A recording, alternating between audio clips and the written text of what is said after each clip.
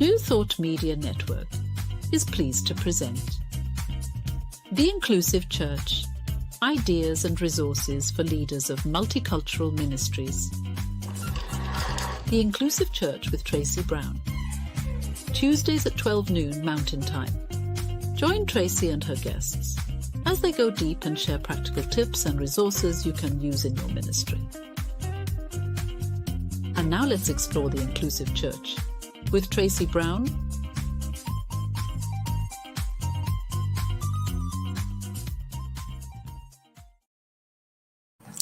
Hey everybody, Tracy Brown here, and I am so glad to hang out with you today.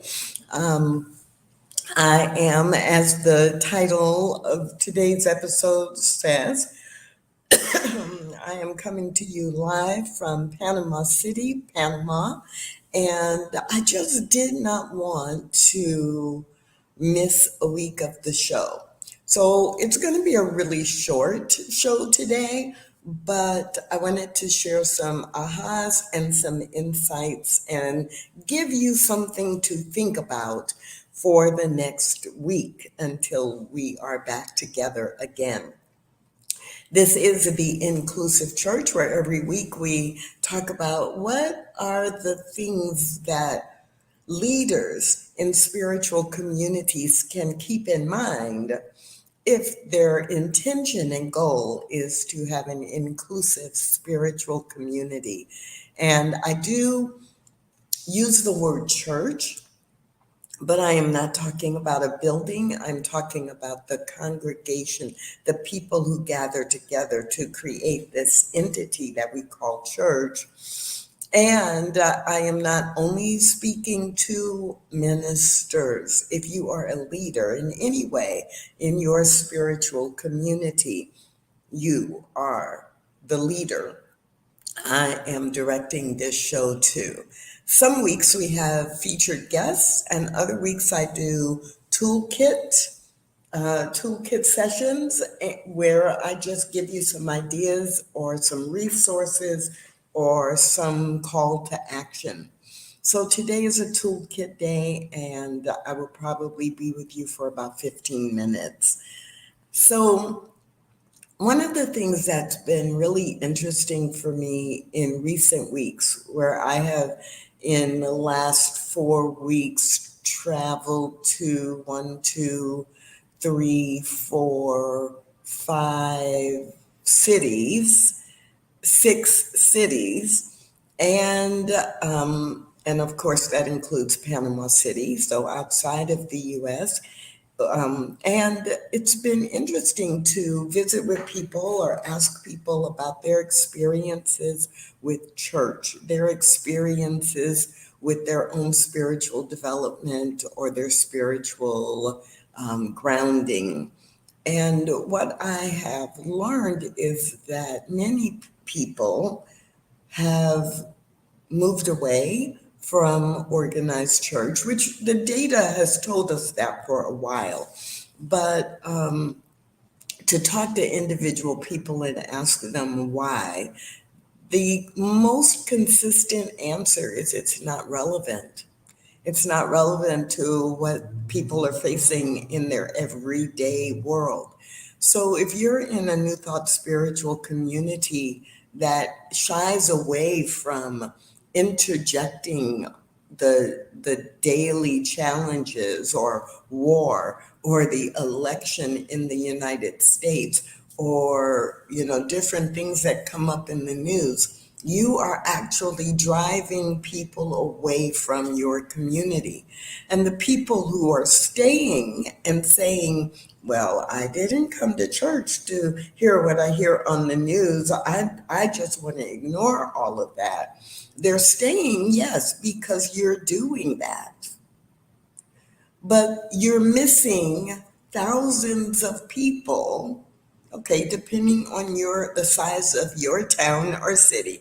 You're missing dozens or hundreds or thousands of people who would flock to your community if you were giving them the tools they need in order to navigate what is going on in our human experience. Some of you have heard me talk about our spiritual practices are not designed to to keep us from having the human experience. Our spiritual principles and practices, the purpose of them is not to eliminate human experience. The purpose and the best use of our spiritual practices in understanding the principles is to be able to navigate what goes on in our everyday world. So, so I just want to share that because I've talked to people, and yes, I've talked to people I know, but also on a couple of the plane rides, I asked people, which is a little tricky to ask a complete stranger.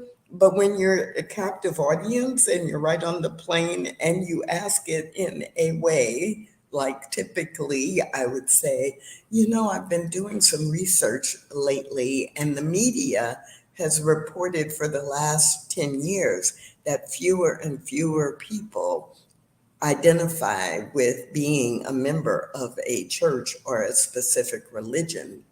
So I'm curious, is that true for you? And they say yes or no. And then I usually will say, can I ask you one more question? Whether they said they were a member of a community or whether they said they were not. Most said they were not, unless, with the exception of when I was with CSL Seattle and was talking to people who are involved at CSL Seattle.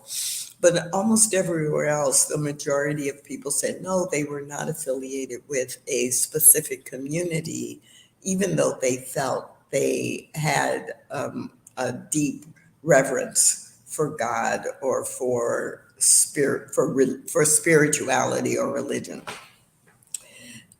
So when I would ask, well, are you comfortable just like giving me the, Reader's Digest version of why?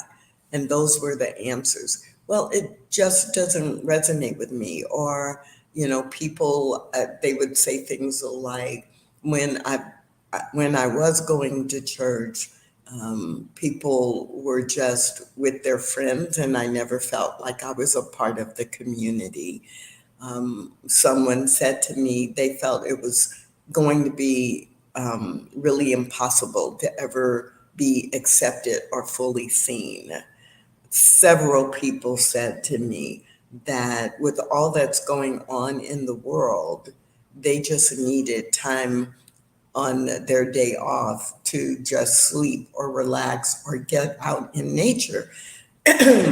And there was one person, there was this guy I was sitting next to on the plane, and he's kind of said something similar to that. And I said, well, didn't you find that being in church with a community of people, energized you or inspired you? And he said, it inspired me, of course. It inspired me not to live the way that they were living and say the things that they were saying. It inspired me to walk the talk, not just talk it. It inspired me to not be a part of the community because everybody was at least 25 years older than me, and they treated me like I was their son or grandson instead of a colleague, a peer, an equal. And he went on for about 10 minutes with, I was like, oh, okay, thank you.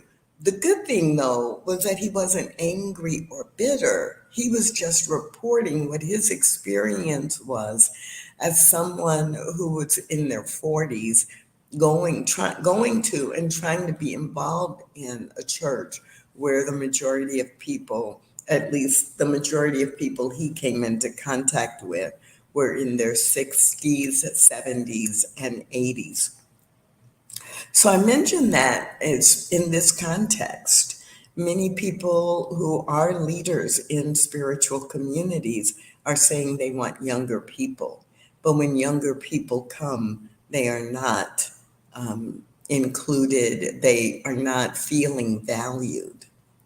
So just some food for thought for you today when you think about the inclusive church over the next week until we're back together again. Think about, how are you relevant? What are you doing to be relevant to people from all generations? Number two, consider, what is it that you do or don't do that helps your congregants actually navigate war and poverty and homelessness and the stress of everyday life in the 21st century. And number three, consider who you can invite to be in the conversation about what does it take in order to be inclusive. Think about who you can invite to give you feedback or to give you ideas and thoughts that could help your community address the issue of why people are not staying or coming. And use the next 7 days to look in the mirror of your community and ask the question, how can we be more inclusive? My name is Tracy Brown. I'm really glad that you joined in today for this very brief episode of Inclusive Church, and I hope to see you next Tuesday at noon Mountain Time, right here on the New Thought Media Network. Thanks for watching The Inclusive Church with Tracy Brown.